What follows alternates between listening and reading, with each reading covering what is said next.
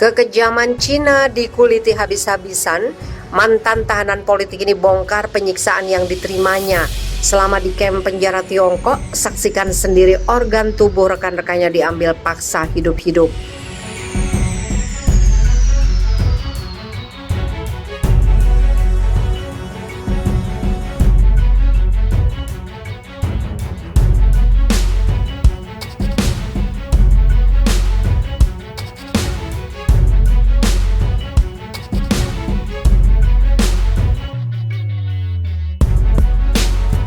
Di masa lalu, Cina memang terkenal dengan kekejamannya terhadap siapa saja yang berani melawan.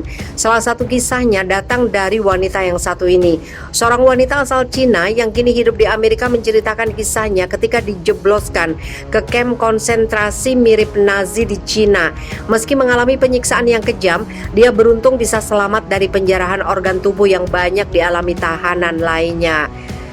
Jennifer Zeng adalah seorang praktisi Falun Gong, sebuah meditasi yang oleh pemerintah Cina dipercaya sebagai aliran terlarang.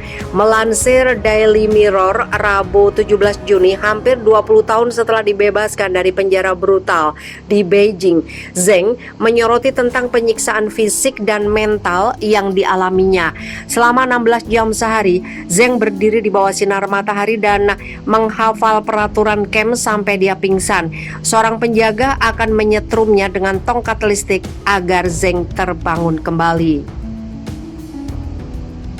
Setelah berhasil selamat dan memulai kehidupan barunya di New York, Zeng menceritakan kembali kisahnya sambil mendesak masyarakat internasional untuk memberi tekanan pada otoritas Cina terhadap perlakuan mereka pada Uighur. Keterlibatannya dimulai setelah adanya publikasi laporan tentang pengambilan paksa organ tubuh dari tahanan di Cina. Laporan itu memaparkan secara detail bagaimana praktek mengerikan ini berlanjut hingga hari ini.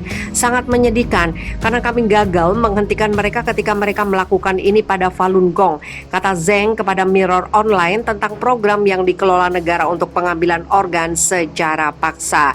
Dunia Barat mendanai penganiayaan ini dengan berinvestasi di Cina. Partai Komunis Cina sekarang memiliki kekuatan untuk memperluas pembunuhan massal ini pada Uighur dan rakyat Hong Kong. Hampir setiap orang di Cina berada di bawah pengawasan. Setidaknya kita harus mengatakan dengan keras, ini tidak boleh terjadi dan berdiri melawan kejahatan Partai Komunis. Kita dapat membantu orang-orang Cina memiliki akses gratis ke informasi gratis di luar negeri dan mengeluarkan undang-undang untuk menghentikan warga negara kami pergi ke Cina untuk melakukan transplantasi organ. Penanganan Zeng bermula pada tahun 1992 ketika dia kehilangan banyak darah setelah melahirkan putrinya. Selama bertahun-tahun dia berada di rumah sakit, tidak dapat bekerja dan sedih, sampai suatu hari dia diberi buku yang menjelaskan metode pengajaran Falun Gong. Saya membaca buku-buku dan semua pertanyaan saya tentang kehidupan manusia dan alam semesta semuanya terjawab.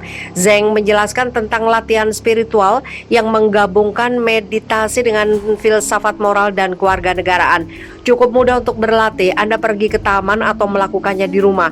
5 latihan yang memakan waktu 2 jam, pilihlah kasih sayang dan toleransi. Setelah sebulan berlatih di setiap hari, Zeng mengklaim bahwa dia bisa keluar dari rumah sakit dan bebas dari sejumlah penyakit hati, menurut dokternya.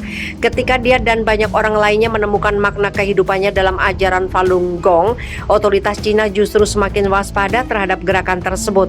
Pada 20 Juli 1999, pasukan keamanan mulai melakukan penangkapan massal pada anggota Falun Gong di seluruh negeri. Zeng ditangkap pada hari pertama itu dan ditahan sebentar di pusat olahraga.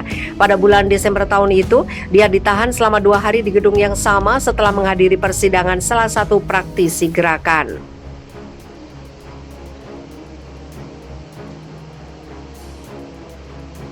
2 bulan kemudian dia ditahan selama 1 bulan karena mengadakan pertemuan dengan 2 orang yang pergi ke lapangan Tiananmen untuk memprotes sebelum polisi menarik Zeng dari tempat tidurnya pada jam 2 pagi pada tanggal 13 April. Zeng mengenang sejak menit pertama mereka berada di kamp, para tahanan dipaksa untuk menundukkan kepala dan berjongkok atau berdiri. Bahkan ketika polisi berbicara kepada mereka, mereka tidak diizinkan mengangkat kepala. Mereka berdiri seperti itu selama 15 atau 16 jam pada hari pertama.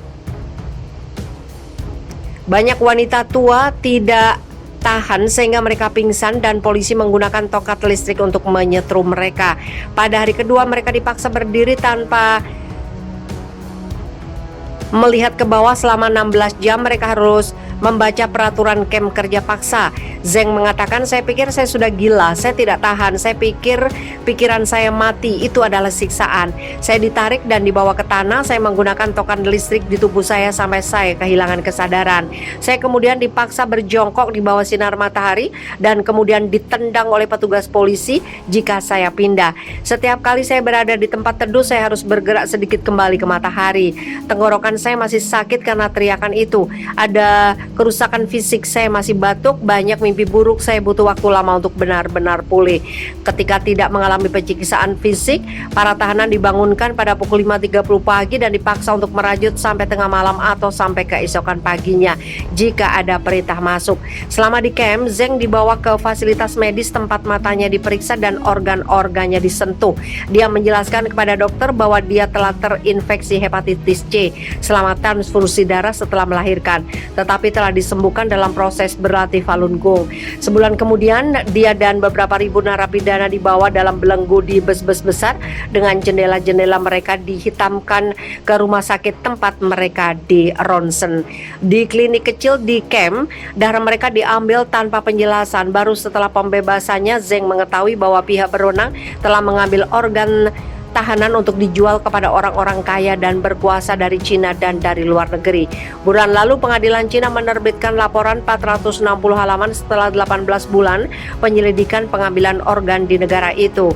Enver Tohti yang sekarang bekerja sebagai pengemudi London Uber berkontribusi pada penyelidikan dipaksa untuk mengambil organ tahanan saat bekerja sebagai dokter.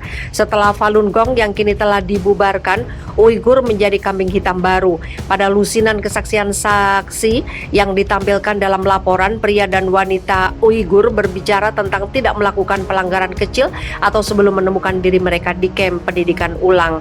Di sana mereka akan dibelenggu dan ditutupi tudung hitam, dipaksa tidur dalam ruangan yang sangat sempit dan dilarang berbicara dalam bahasa ibu mereka. Hampir semua tahanan secara teratur diambil darahnya dan organ diperiksa untuk alasan yang tidak dapat dijelaskan.